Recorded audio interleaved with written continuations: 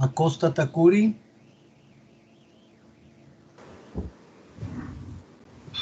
6025. Armendáriz Tabango. 4471. Ayala Arcos.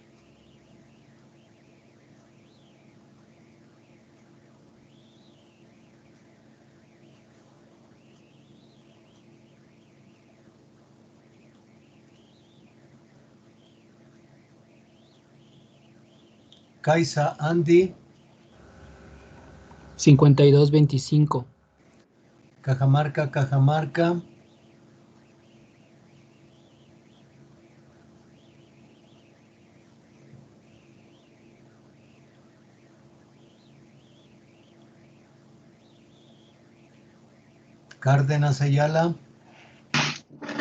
6029, buenas tardes. Buenas tardes. Chinchero Casa. 2904. Chuquirima Villa. 4878. Cisneros Salazar. 1021, buenas tardes. Buenas tardes. Domínguez Leighton. 4536. Echeverría Bedón. 2209. 22, ¿qué más? 2209.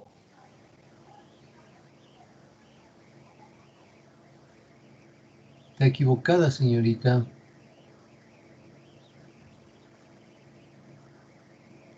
Esos no son los 4 últimos números. Esos son.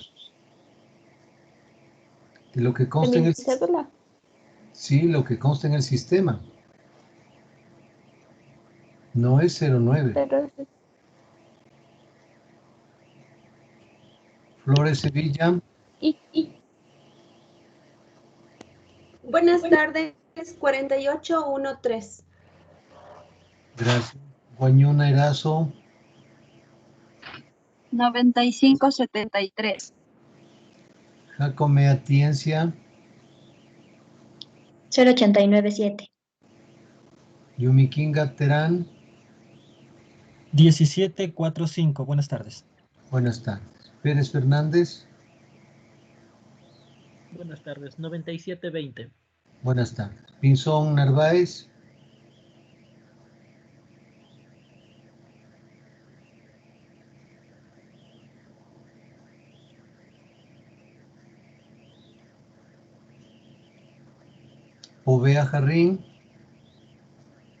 8609. Julia Amagua. buenas tardes, 6751. Gracias. Julio Taxi Cando. 2854. Tuque Resguerra.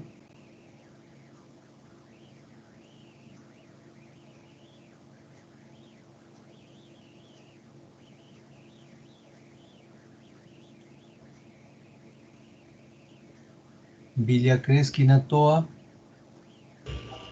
Buenas tardes, 0209. Viña Magua, Alolima, buenas tardes. Tarde 5293. Viracocha Gómez. 9516.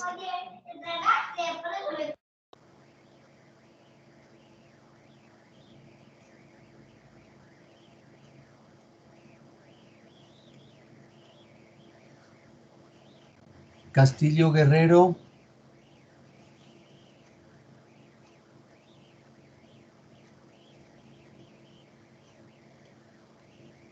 Buenas tardes. 9036. Castillo Guerrero. Sí, Castillo Guerrero. Herrera Yunga. Buenas tardes, economista. 6200. Gracias, buenas tardes. Lignia Díaz. Buenas tardes, economista. 3944. Buenas tardes. Y Sempertegui Uyaguari.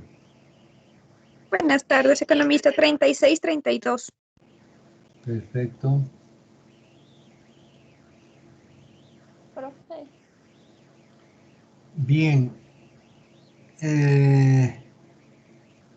La señorita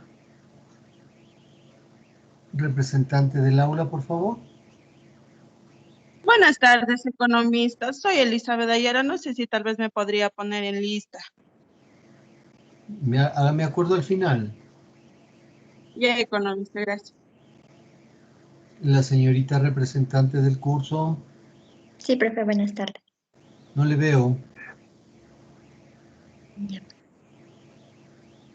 Ah, ya está. Kelly Denise.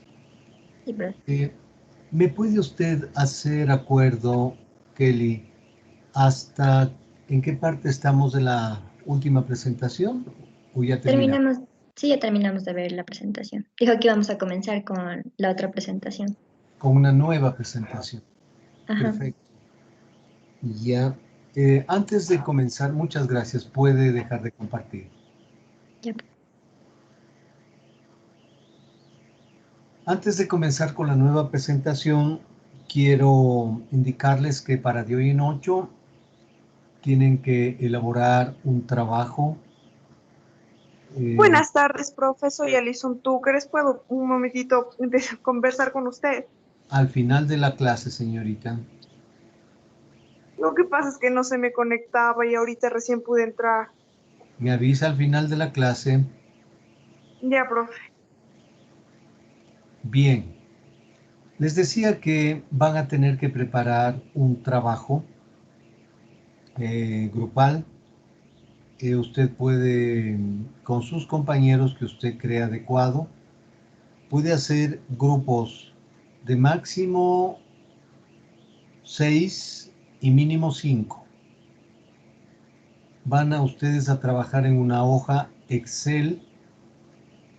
En la primera columna A, van a poner ustedes el artículo vigente que pretende ser reformada con la ley de fortalecimiento de la dolarización, que como ustedes saben, hoy nuevamente fue devuelta al Ejecutivo.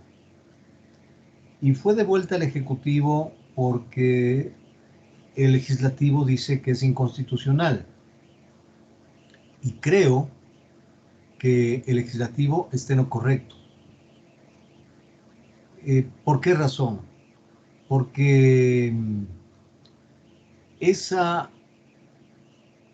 constitución aprobada en Montecristi por parte de Correa, que tiene cosas interesantes y buenas, también tiene de las otras. En esa constitución de Montecristi dice que la política monetaria será ejercida por el presidente de la República por medio del Banco Central.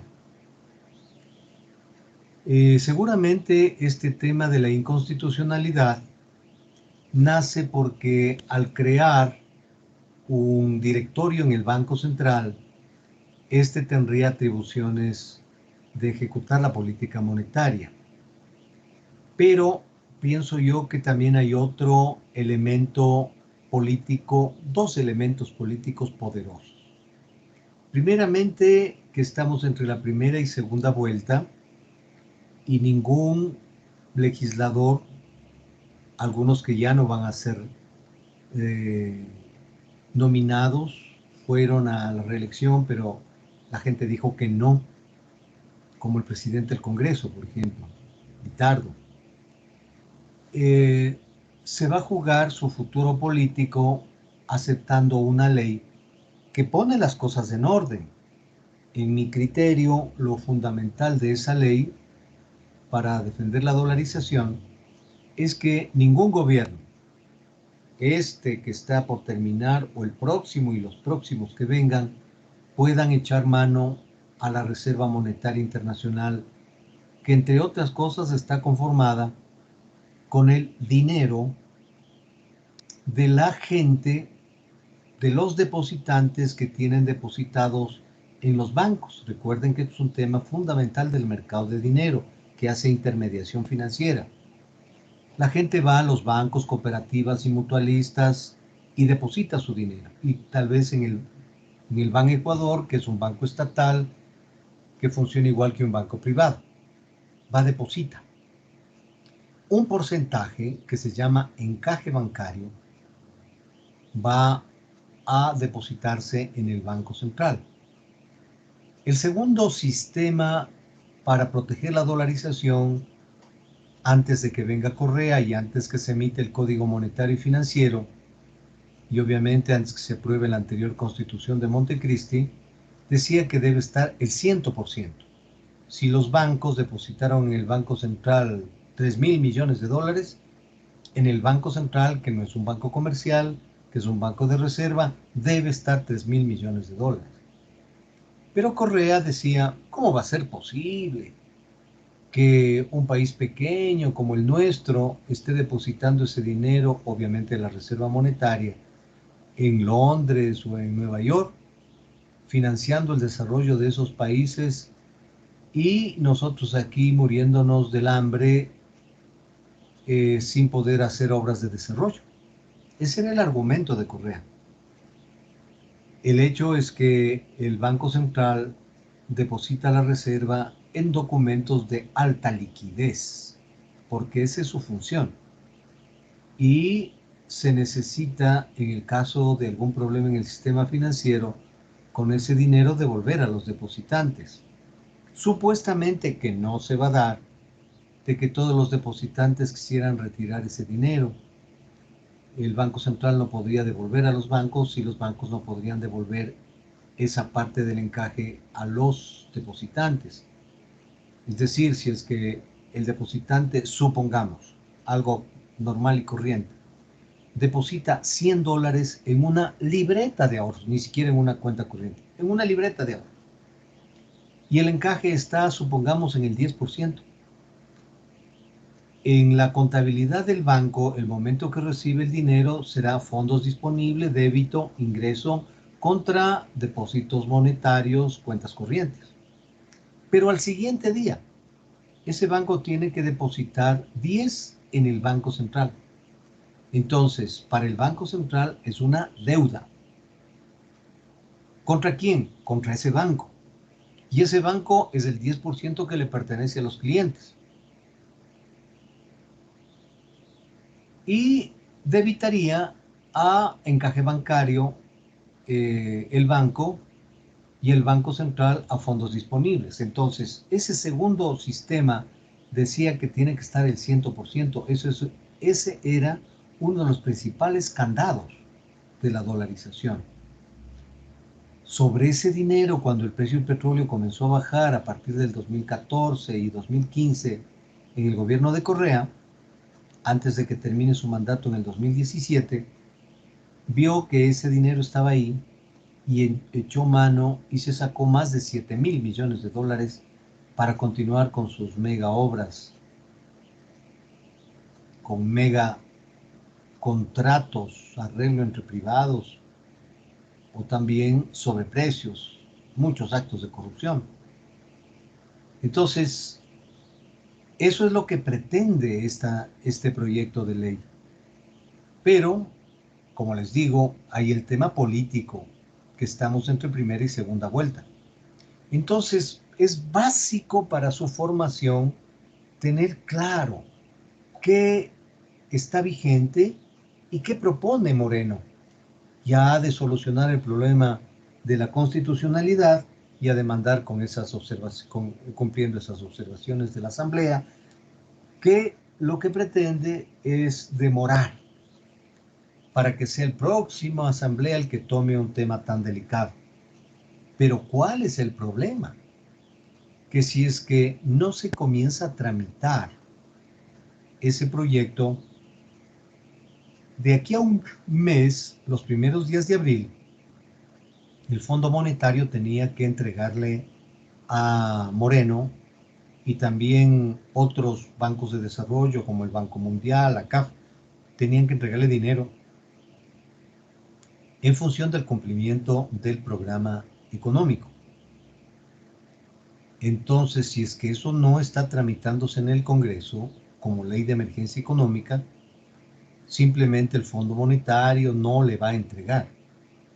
Este momento, el gobierno, con el deterioro de la economía, y que son meses complicadísimos para la liquidez del Estado, porque enero, febrero y marzo, lo que es impuesto a la renta, no cobra todavía, sino a partir del mes de abril o a mediados de marzo.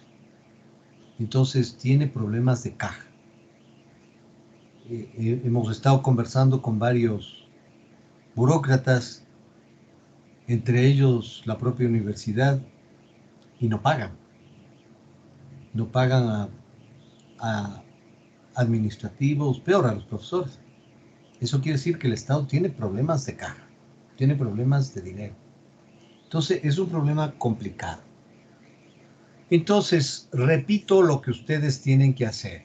Y Kelly, que tenga la bondad usted de tomar mucha nota sobre este tema, porque cualquier cosa por medio de usted, cualquier inquietud, consulta o lo que sea, los compañeros tendrán que hacerlo. Primero, usted tiene que registrar, Kelly, los grupos compuesto por mínimo 6, por máximo 6 y mínimo 5 compañeros. Ese será un grupo. Entonces tienen que organizarse. En la primera columna van los artículos que están vigentes. No vamos a poner los 540 artículos del Código Monetario. Imposible. No, además, no tiene sentido. Solo los, ¿cuántos será? 40, 50 artículos que se van a modificar. Hay que poner en orden.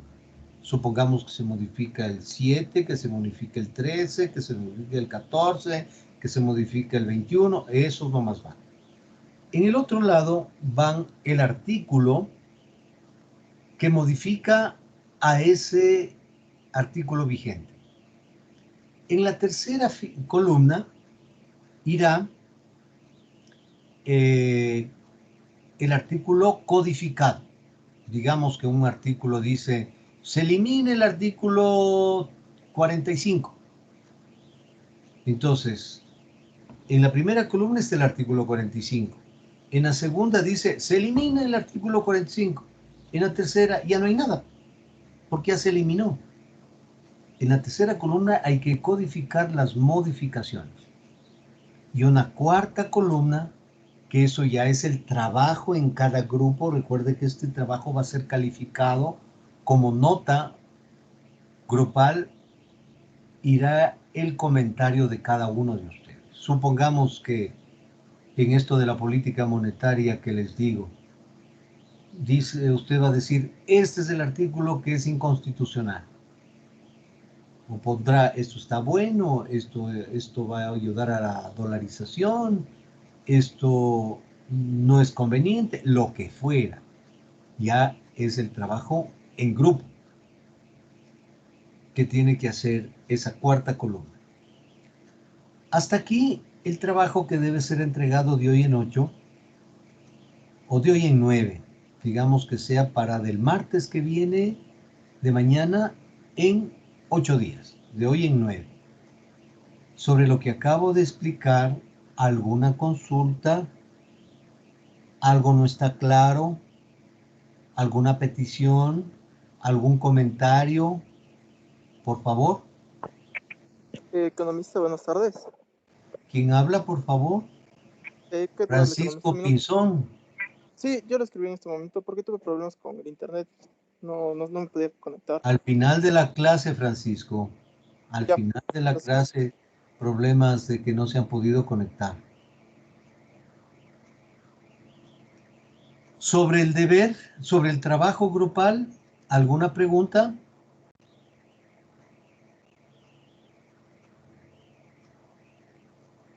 Bien, si al momento que comiencen a hacer, ya les envié el proyecto al chat de en WhatsApp. Está el proyecto de la ley de Moreno que ha sido por tercera vez devuelta al Ejecutivo.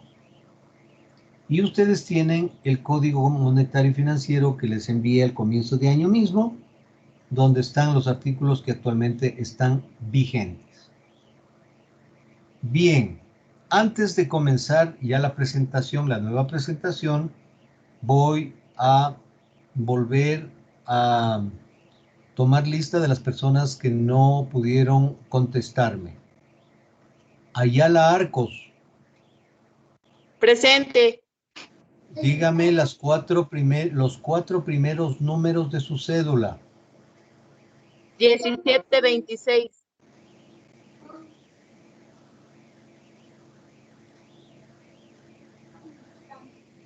Cajamarca, Cajamarca. 076.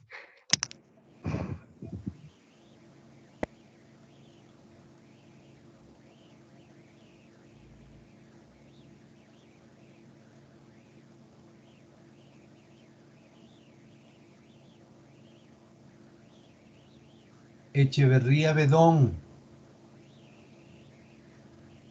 1727.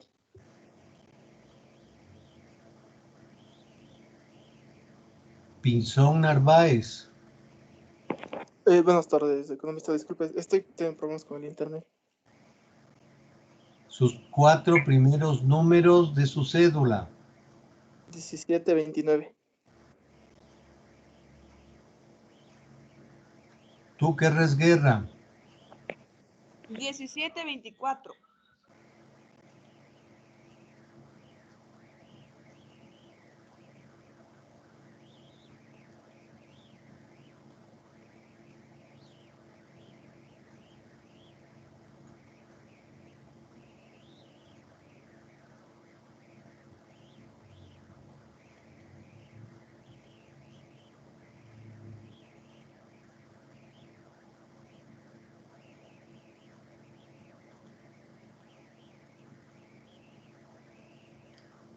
Herrera Yunga. Buenas tardes, economista. 6200. No, los cuatro primeros. A ver, sería 07. 07. Ya.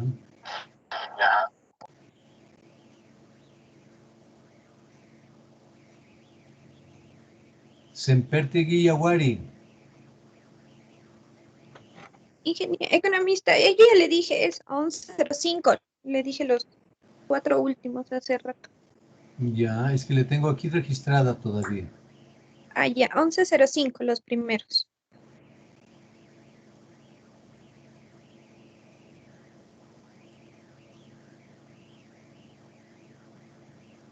Bien.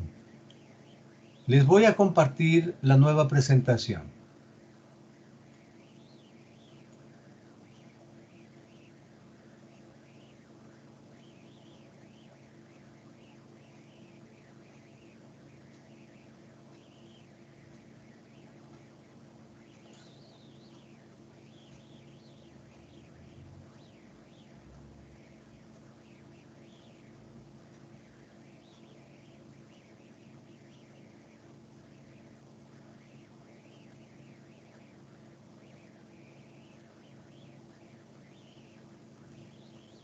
Kelly, ¿ya la están viendo? Sí, profe. Bien, léanos. Historia de la política monetaria en el Ecuador. Bien, veamos cómo se han desenvuelto los mercados, tanto de dinero como de capitales, en el transcurso de la historia monetaria del Ecuador. Y ustedes recordarán, cuando comenzamos el semestre, que en el marco conceptual de los mercados financieros, igual que en el flujo circular de la renta, hay una demanda agregada y una oferta agregada.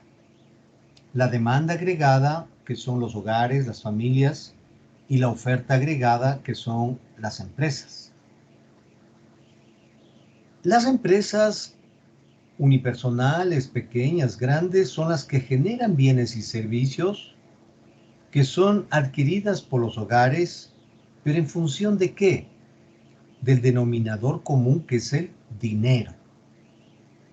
Y el dinero, recordarán que reciben las familias, los hogares, la demanda agregada, en función de que entregan a la oferta agregada a las empresas para que organicen la producción, entregan estos factores de la producción. Ya sabemos que es trabajo, recursos naturales, tecnología y capital. Y a su vez, con esos recursos que toma la demanda agregada, entrega bienes y servicios, y las familias con el dinero que recibieron pagan. ¿No es cierto? Hay siempre dos, es dual. Y tenemos que en el sector nominal, donde está el ingreso de las familias y el ingreso de las empresas, es el mercado monetario, que puede ir al banco como ahorro, puede ir al Estado como pago de impuestos, o puede ir al exterior como compra de importaciones. Pero por otro lado, el sistema financiero presta, especialmente a las empresas, y también el Estado, al ejecutar la política fiscal, efectúa el gasto público y con eso reinserta dinero en la economía. Y finalmente, cuando nosotros exportamos lo que nos sobre, lo que tenemos para vender al exterior, vendemos banano, flores, camarones, petróleo, y recibimos dinero, y ese dinero se recicla en el sistema financiero, en el flujo circular. Entonces, habíamos dicho, porque esa es nuestra materia, estamos estudiando el mercado de dinero y el mercado de capitales. En el mercado de dinero están compuestos por intermediarios públicos y privados, y además el sistema de seguridad social. Esos son los intermediarios públicos y privados que conforman la primera parte del mercado de dinero, y que lo controla la Superintendencia de Bancos en función de las disposiciones de política monetaria que se genere en la Junta de Regulación Monetaria y Financiera. El deber que tienen que hacer ustedes ahora es que se pretende crear el directorio del Banco Central para que sea el que ejecute la política monetaria, mientras la Constitución dice que es el presidente el que mantenga la política monetaria. Mire, sobre este tema se puede ver claramente que por qué el Congreso o la Asamblea se opone. Porque hay algunos que están ahí que son de la tendencia del alfil de Correa, este señor Arauz, que dice que va a tomar ese dinero para pagar a los municipios y consejos provinciales. Y dice que va a tomar ese dinero que no le pertenece, no es dinero del Estado. Eso es dinero de los depositantes. Y si es que gana el señor Arauz, lo primero con estas declaraciones que hizo, la gente irá a retirar el dinero de los bancos, y en la situación tan delicada que está la economía y el sistema financiero, muchos podrían tener serios problemas, que podríamos estar pensando de una crisis de la magnitud de 1998. Solamente que se sepa que gana Arauz, al otro día la gente está retirando el dinero de los bancos. Por otro lado, en el mercado de dinero también está la banca de la economía popular y solidaria, conocida como banca solidaria. Ahí están cooperativas, mutualistas, cajas centrales y otras entidades de la economía popular y solidaria.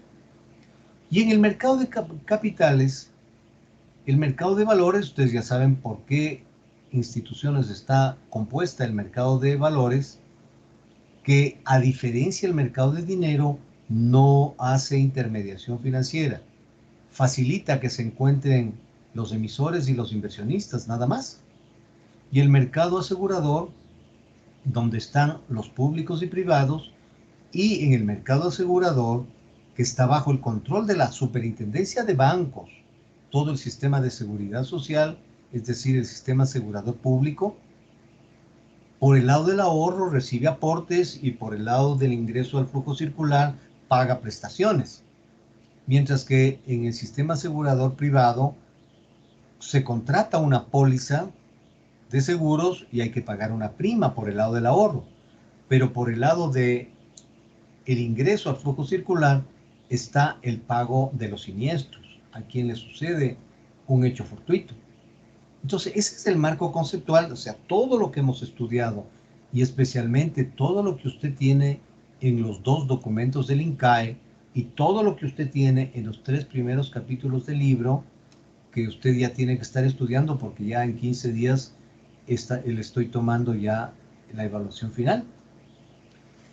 Bien, entonces veamos cuáles son los instrumentos de la política monetaria. Y en los instrumentos de la política monetaria tenemos, en primer lugar, el ejercicio de la autoridad monetaria. Aquí hay el problema. La Constitución dice que es el presidente que lo hará por medio del Banco Central, y en el Banco Central estaban en esa Junta de Regulación Monetaria 5 ministros, y lo presidía el ministro de Finanzas, que es una barbaridad que el que gasta, el que necesita dinero, que es el que ejecuta la política fiscal, esté también a cargo de la política monetaria. Entonces, esto no es conveniente porque la economía debe tener pesos y contrapesos. Pero los correístas dicen que eso es este momento inconstitucional. Pero en cambio el Fondo Monetario dice, no vamos a depender de que el Banco Central sea prestador del Estado. Bien, el ejercicio de la autoridad monetaria, como ustedes saben, está ejercida por la Junta de Regulación Monetaria y Financiera, mientras que la supervisión al sistema financiero está ejercido en el mercado de dinero por 2 superintendencias. Para bancos públicos, privados y corporaciones está la Superintendencia de Bancos, que también controla el sistema asegurador estatal, la Seguridad Social. Y en el mercado solidario, en la banca solidaria, está la Superintendencia de Economía Popular y Solidaria, ¿no es cierto? Mientras que en el mercado de capitales, la entidad supervisora es la Superintendencia de Compañía, Valores y Seguros, ¿sí? Y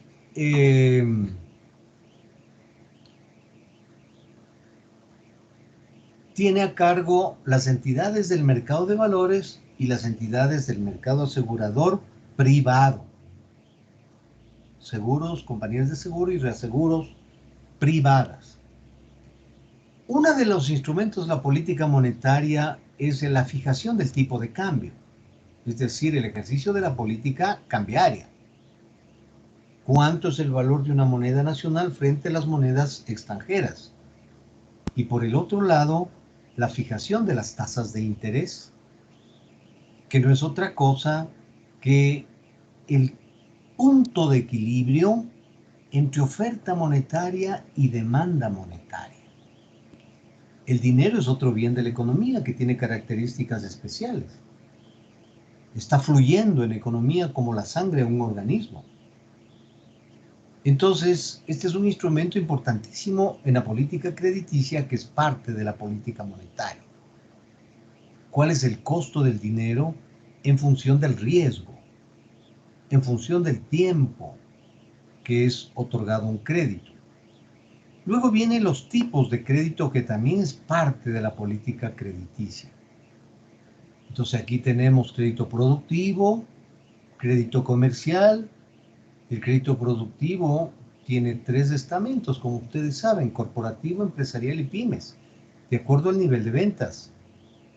Y la política, y el crédito comercial tiene 4, donde está el comercial ordinario para vehículos de trabajo y el otro que es el prioritario, que es corporativo, empresarial y pymes, de acuerdo al nivel de ventas, y ahí sí hay autos pesados. Luego, al final, tenemos el volumen del crédito. O sea, la autoridad monetaria genera la posibilidad de que el sistema financiero cree dinero y que va a la oferta monetaria. Aquí, esta última parte, es importantísimo, los 3 primeros capítulos del libro que usted tiene que leer para el examen. Además, los 5, ¿no? Porque Los otros dos son crédito, riesgo de crédito, que son importantes. De ese libro ustedes obligatoriamente tienen que leer los 5 primeros capítulos. Bien, entonces ahora nos vamos a referir a la primera gran función, importante función de la política crediticia, que es la fijación de las tasas de interés. Bien, aquí tenemos nosotros que la fijación de las tasas de interés están ligadas al tipo de cambio. O sea, el precio de los créditos está ligado a la política cambiaria, al tipo de cambio. Ya hemos visto, y usted puede revisar con profundidad en los dos textos del INCAE, que los tipos de cambio son fijos, flexible y libre. Y los hemos utilizado en el tiempo. Por ejemplo, desde el año 67-68 del siglo pasado, y especialmente en los años 70, con los militares que tomaron el control del país y de la economía, típicamente tipo de cambio fijo. A veces subió de 15 a 16, a 17, y en la época militar a 18 sucres por dólar, casi toda, no es que casi toda, no es que casi, sino toda la década militar del 69 al 79, tipo de cambio fijo. Por eso es que las tasas de interés eran bajas y ahí sí proliferaron las intermediarias de cambios, por ejemplo, ¿no? Luego tenemos el tipo de cambio flexible que fue implementado en el gobierno de Osvaldo Hurtado, que heredó el gobierno de Jaime Roldós, cuando tuvo que Osvaldo Hurtado que sucretizar la deuda externa ecuatoriana, es decir, que el Banco Central asumió a la fecha que fue registrado sus créditos el tipo de cambio, pero el deudor, ya sean bancos o empresas, tenía que pagar una especie de seguro de cambios que fue al comienzo 20 centavos de sucre por cada día laborable, por cada día calendario y luego por cada día laborable en principio y luego por cada día del calendario. Y el tipo de cambio libre que ya fue utilizada en la segunda mitad del gobierno del ingeniero Febres Cordero y lo mismo en el gobierno de Sixto Durán Ballén.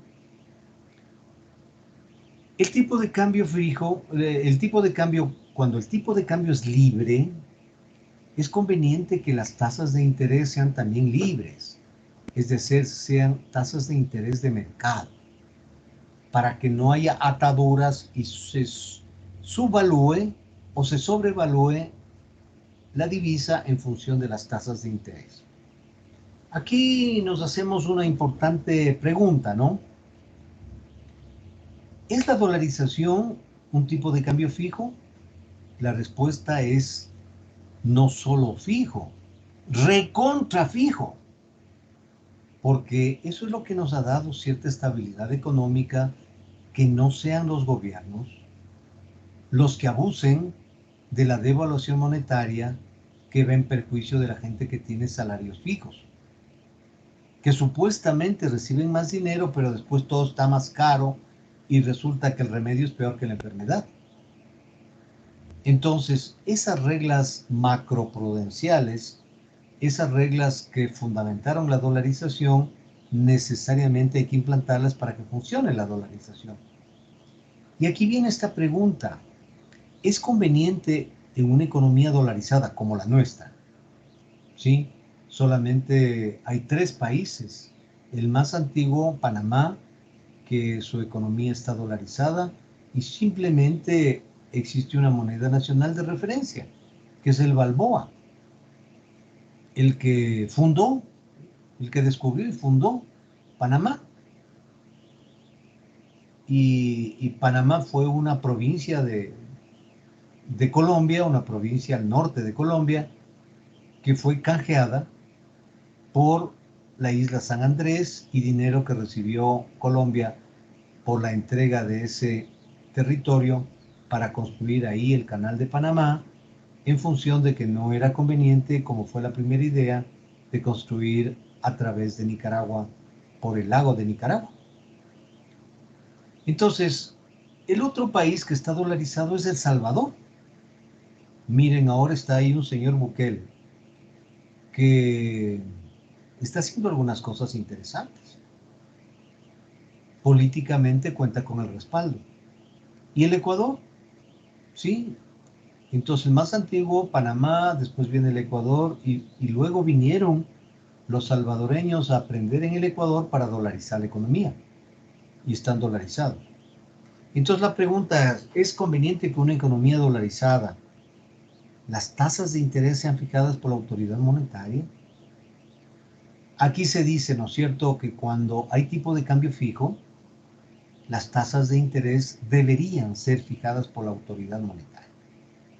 Y eso es lo que hizo Correa, pero más como una guerra contra los banqueros que permitieron que mediante un canal de televisión, concretamente Teleamazonas, que era propiedad de Diners Club y Banco El Pichincha en cuanto a su capital, ponga al aire, ponga en antena 12 minutos de los pativideos. Y ahí comenzó la guerra entre Patiño y Correa y los banqueros. Bien, entonces ahí se hizo cosas como que las tasas de interés tenían que ser 2 desviaciones estándar del promedio de tasas de interés. Entonces aquí viene la pregunta, ¿y por qué no 3? ¿Y por qué no 2? ¿O 1? Nunca se dio, la respuesta fue simplemente una pelea entre el gobierno de Correa y los banqueros para golpearles en el bolsillo, de donde provienen sus ingresos, y poder de esa manera bajar la injerencia política contra ese gobierno que supuestamente dijo que era de izquierda, pero lo único fue una gavilla de ladrones organizados, nada más. Luego tenemos que la fijación de las tasas de interés en la historia monetaria ecuatoriana, en los años 70 tuvimos un tipo de cambio fijo, ya hemos dicho, en la época militar, mientras que en los años 80 tuvimos los 3 tipos de cambio. Fijo, en el gobierno de Roldós y Hurtado, cuando heredó el gobierno por la muerte de Roldós, y generó el tipo de cambio flexible. Es un banquero del Banco Central, del que luego pasó al Banco de la Producción, Abelardo Pachano, quien fue el que ideó el sistema de tipo de cambio de mini devaluaciones, es decir, tipo de cambio flexible. Y en la segunda mitad del gobierno posterior al de Osvaldo Hurtado, que fue el del ingeniero Febres Cordero, si bien del 2004 al 2006, perdón, de 1994 a 1996, estoy mal, del año 1984, que inicia Febres Cordero, a 1986, la mitad del gobierno del ingeniero Febres Cordero. A partir de ahí, hasta el gobierno del doctor Borja, tenemos tipo de cambio fijo. Se utilizaron entonces los 3 tipos de cambio en esa década de los 70. Entonces, veamos gobierno por gobierno cómo han utilizado estas herramientas de la política monetaria. En el gobierno del doctor Jaime Roldós Aguilera, yerno del señor Assad Bucaram el Malín, que de origen libanés, y que los militares en esos años 70, mediante la nueva constitución, prácticamente impidieron que Assad Bucaram sea presidente de la República, que lo pudo haber sido, y también ya no se pudo dar el sexto velasquismo, porque ya sabían a quién favorecía Velasco Ibarra el momento que llegaba a la presidencia. Y se hacía dictador con el apoyo de las Fuerzas Armadas. Por las Fuerzas Armadas, cuando la situación social era complicada, le ponían en un avión y le mandaban a Argentina con su esposa, que era argentina, doña Corina del Parral de Velasco Ibarra. Bien, entonces, en ese gobierno que comenzó con la selección de la Constitución nueva en 1978 y las elecciones en el 79, y en el 80 ya estaba en la presidencia Jaime Roldós, que le gana a Sixto Durán Ballén. El tipo de cambio fijo lo pasa primeramente de 18 sucres por dólar a 25 sucres por dólar. Decía que necesitaba dinero para la economía y devaluar la moneda.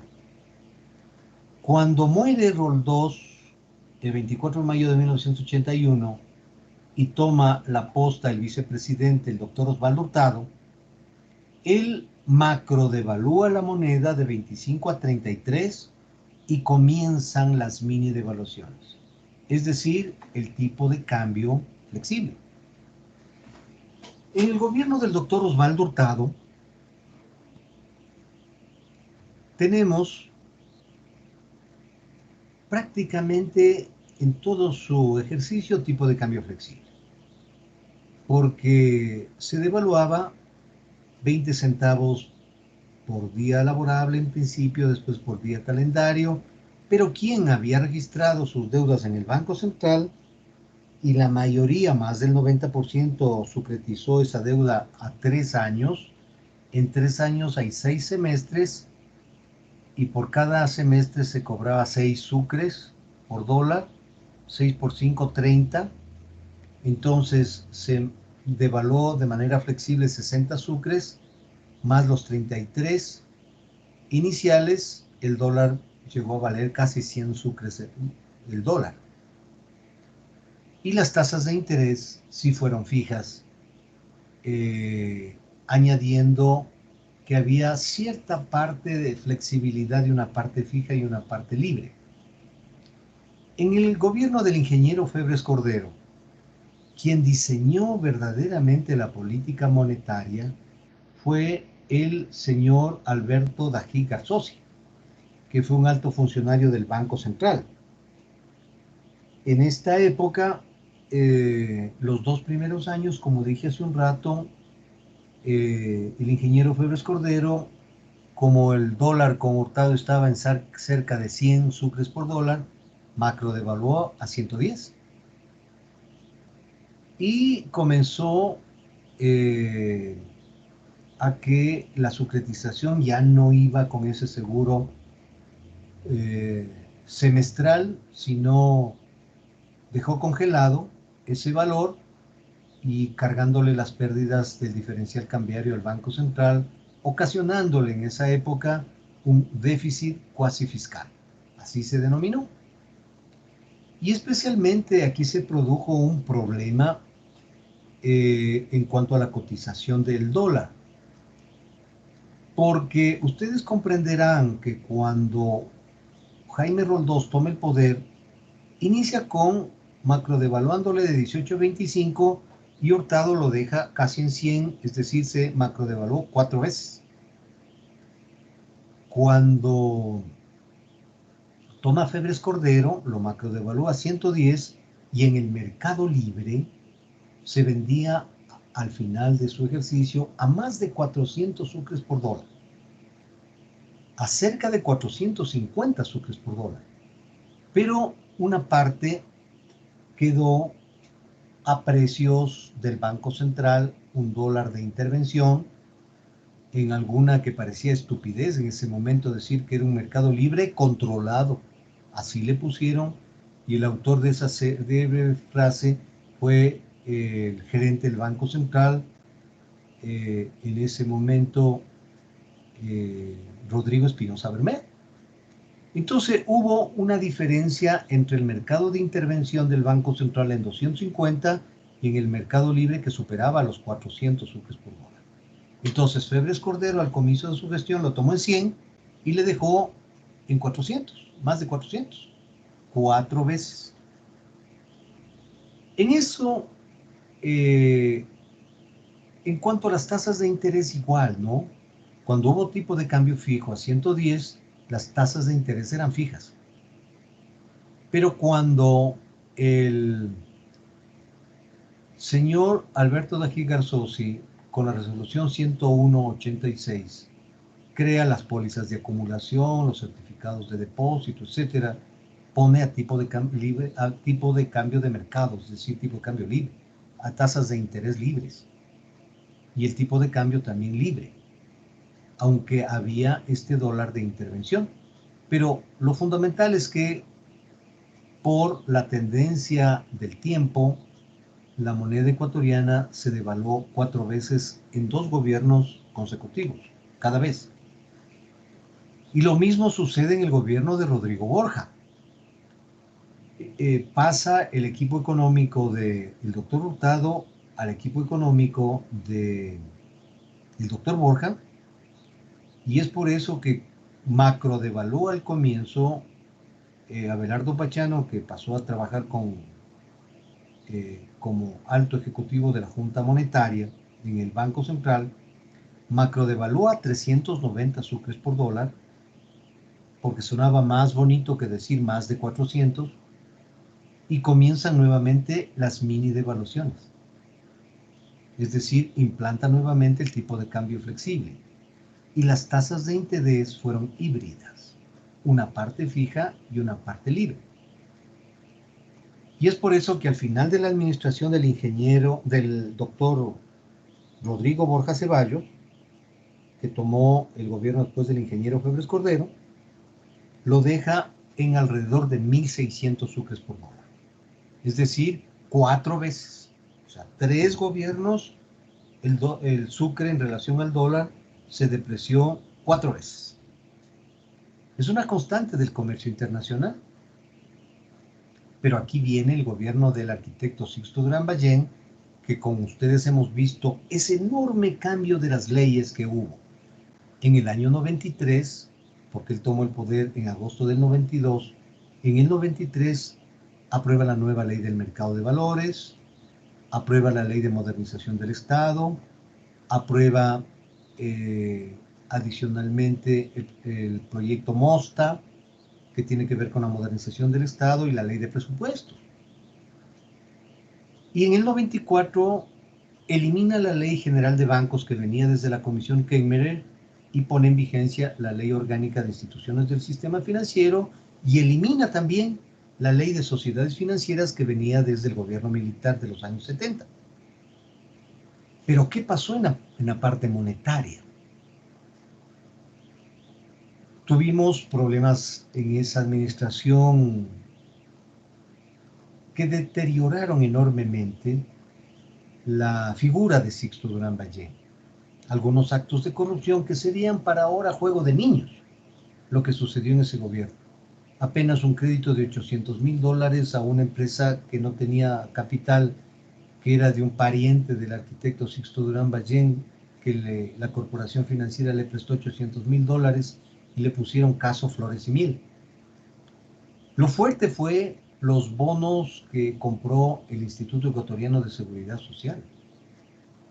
Y en esto estuvo involucrado el yerno de Sixto Durán Ballén, un señor Mateus, que el propio Sixto Durán Ballén le sacó en el avión presidencial del país para que no lo cojan preso.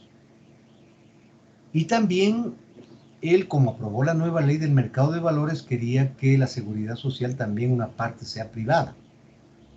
Pero eso había que modificar con una consulta popular. Y él perdió esa consulta popular, que fue un poquito más de la mitad del gobierno de Sixto Durán. Entonces, el pueblo del Ecuador le dio la espalda en la no privatización de la seguridad social. Entonces, la moneda, en cambio, no sufrió un incremento enorme. Pero tuvimos el problema del Banco Continental, un mega banco guayaquileño de los hermanos Ortega Trujillo, que tuvieron a 2 primos, el uno de superintendente de compañías y el otro de superintendente de banco. Eso les permitió la piramidación de capital de ese banco, del Banco Continental, y tuvo que auxiliarle el Banco Central al Banco Continental, y de ese tema lo encargó Sixto Durán Ballén a Jorge Gallardo Zavala, quien fue ministro de Finanzas en el gobierno de Rodrigo Borja. Y se crearon el crédito subordinado del Banco Central. ¿Por qué el nombre de subordinado? Porque se quedó subordinado a que si no pagaba el Banco Continental pasaba a poder del Banco Central. En esto estuvo involucrada, en este crédito, doña Ana Lucía Armijos, que era hija del coronel Armijos, que fue el Partido Conservador el que auspició la candidatura de Sixto Durán Ballén. Bien, entonces, lo más grave que nos sucedió en ese gobierno fue la guerra con el Perú. No la de Roldós, que fue de Mayaycu, Machinaza y Paquilla, sino la guerra del CENEPA de Sixto Durán Ballén. Ahí es cuando las tasas de interés se fueron a superar el 60-70% en sucres. Pero el tipo de cambio no subió tanto, porque Alberto Dají creó un programa en que de 1.600, 1.700 en el mercado libre, que era el dólar, con mini devaluaciones en el gobierno del doctor Rodrigo Borja, al inicio macro devaluó a 2.000 sucres por dólar. Entonces ningún loco iba a pedirle dólares al Banco Central a 2.000 sucres si en el mercado libre podía comprar en 1.650, en 1.670, 1.700 y después 1.800, pero no, pues a 2.000 había diferencia. Entonces el Banco Central comenzó a hacer una enorme reserva monetaria que nos salvó de la guerra con el Perú. Las tasas de interés fueron híbridas. Y luego tenemos en esta primera parte de esta clase, hasta aquí voy a llegar, hasta la lámina número 7, y son apenas 24 láminas, viene el gobierno del abogado Abdalá Bucarán. Abdalá Bucarán, hijo de don Asad Bucarán el Malín, que fue presidente del Congreso en la época de Jaime Roldós, y que fue hermano de doña Marta Bucarán de Roldós, que murió conjuntamente con Roldós en ese accidente cerca de Loja cuando se estaba desarrollando la guerra de Roldós, la guerra de Paquilla, Mayaycu y Machinaza.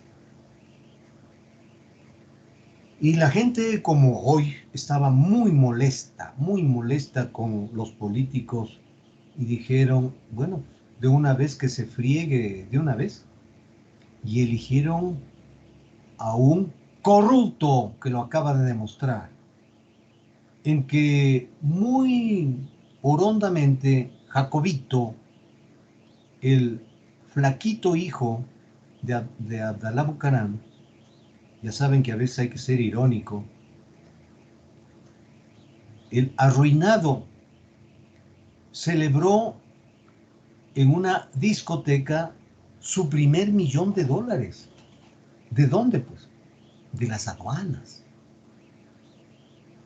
Pero no solamente por estos índices de corrupción, que para esta gente era normal,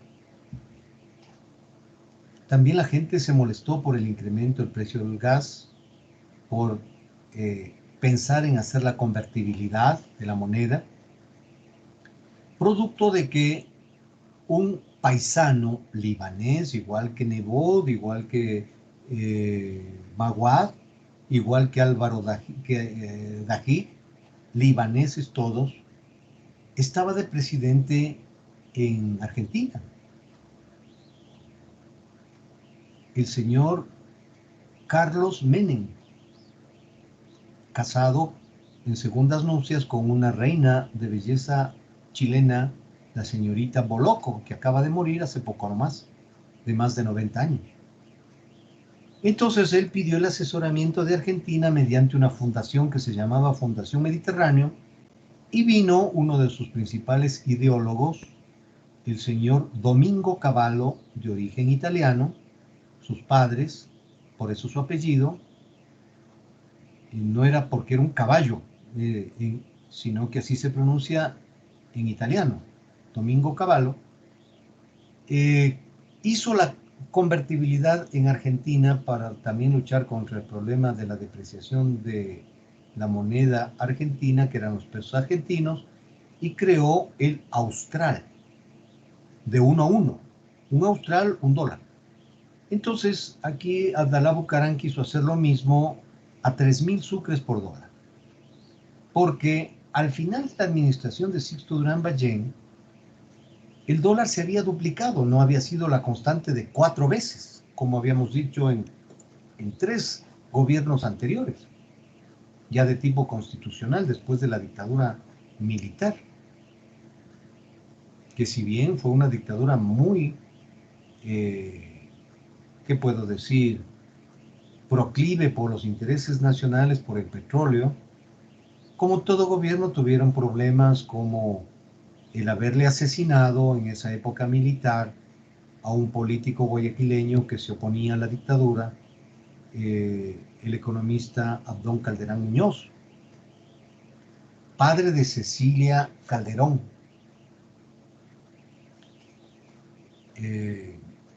esposa de un señor Patiño que se dedicaba al tema de la compra y venta de armas.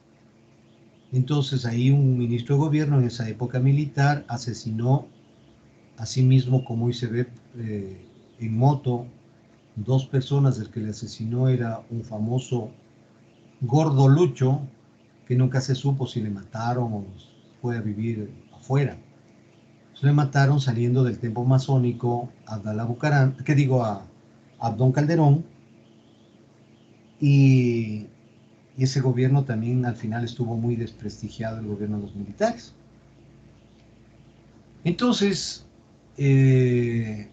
como don Assad Bucaram no pudo ser presidente, su partido, Concentración de Fuerzas Populares en Guayaquil, y ahí está el caldo de cultivo de los últimos populistas como es Correa, toda esa gran masa de gente pobre, gente inculta, el lumpen de todas esas barriadas que son La Prosperina,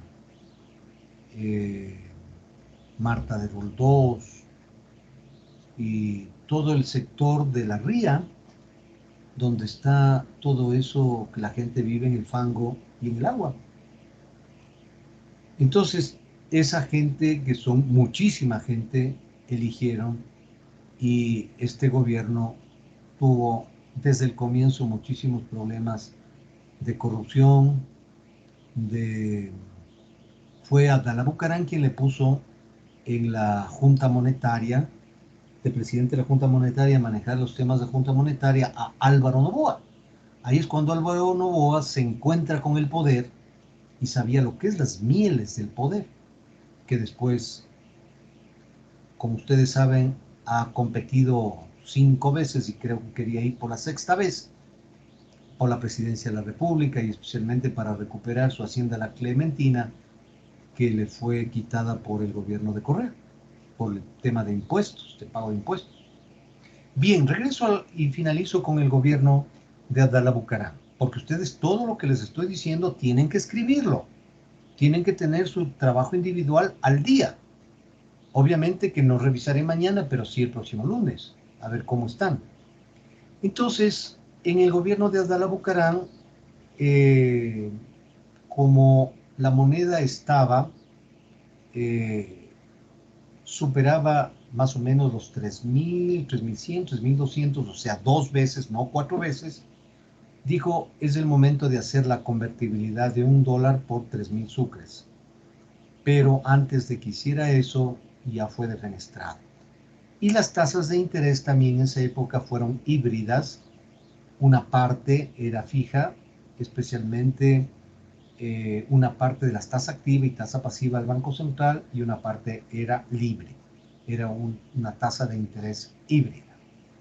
Bien, sobre la clase que acabo de comentarles, jóvenes, ¿alguna pregunta? ¿Algo no explicado adecuadamente?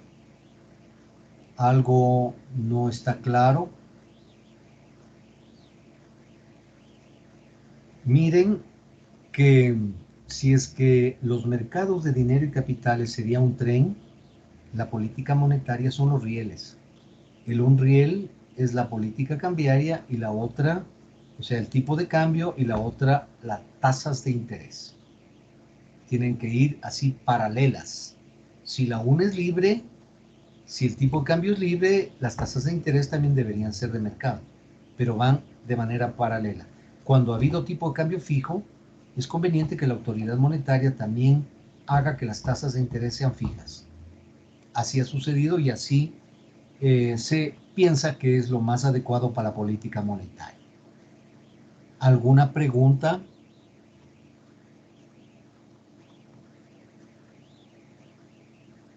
Bien, como quedó ya solucionado el tema de los atrasados a clases, ya no es necesario este rato arreglar el tema de las listas, de la asistencia. Para finalizar, consulto si es que está claro el trabajo que tienen que hacer para de este martes en 8 sobre el código monetario, los artículos que pretenden ser modificados por el proyecto de Lenín Moreno que se llama Ley para el Fortalecimiento de la Dolarización. Si es que estuvo claro mi explicación, en todo caso queda grabado y quedan con el tiempo suficiente como para ponerse a escribir de inmediato, porque si no, ya para mañana muchas cosas se pueden olvidar. Jocelyn Cajamarca. Presente. ¿Qué le pareció la clase? Pues interesante, economista, porque no sé si mis compañeros, pero por ejemplo yo mucho de la historia no he conocido. De eso se trata, de eso se trata. Su profesor, que próximamente ya se retirará de la facultad,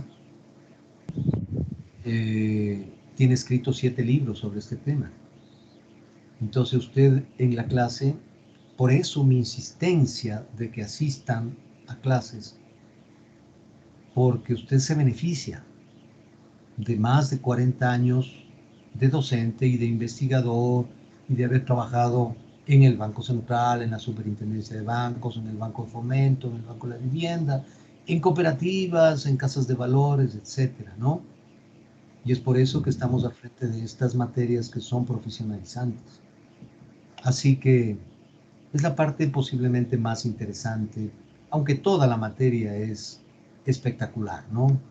Es una materia muy bonita la que tengo el gusto de ser su profesor. Andrea Sempertegui, ¿cómo le ha parecido la materia?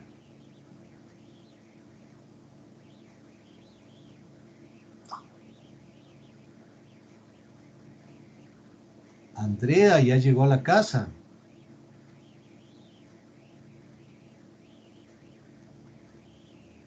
Qué lástima, voy a tener que ponerle falta a Andrea, porque no me contesta, tiene que estar en clases.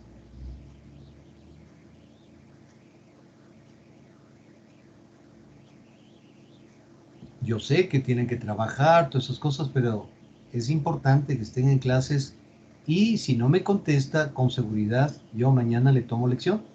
Andrea.